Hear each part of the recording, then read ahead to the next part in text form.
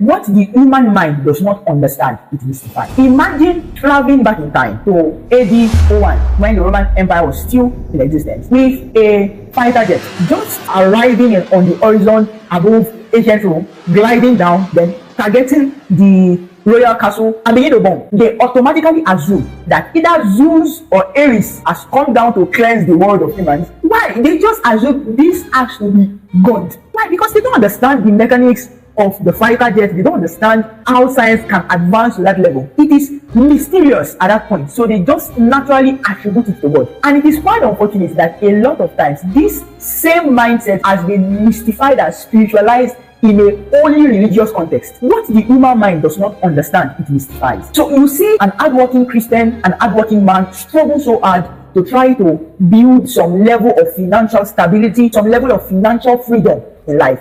But regardless of his hard work, regardless of his diligence, regardless of how hard he tries, he's unable to amount to much. Then you see somebody elsewhere who doesn't do seemingly as much, who doesn't work seemingly as hard as he works, who just several things just aligns and his life turns around, and he just believes that, see, in this life, it's not about how hard you work, it is God.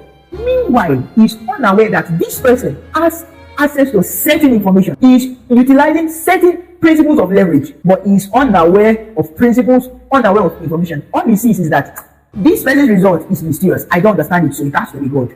This is why you hear a lot of, it's only God that can give a man this kind of result. God does not make any man rich. From the beginning of the world, God has never made anyone rich. The poor and the rich meet together.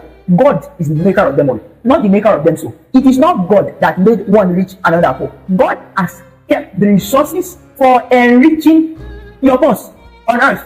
It is now your ability to understand how to utilize those resources and how to work with the principle of wealth creation to bring about your wealth. God has rested on the seventh day. After the seventh day, God did not stand up to do any work, including to make anybody rich. And before God rested, he simply created a law of order in the universe. And as long as the earth continues, seed time and harvest. What that simply means is that to get this kind of results, there has to be this kind of input. Harvest, but before harvest, seed time. So all of the results you see in this world today are not miraculous occurrence. They are usually an harvest for a seed. This world is governed by principles, not by miracles. Things really happen by miracles. I am not negating the law of miracle, because the law of miracle is still part of the law of the supernatural that also applies on earth. But most of the results of men that you see are results of principles.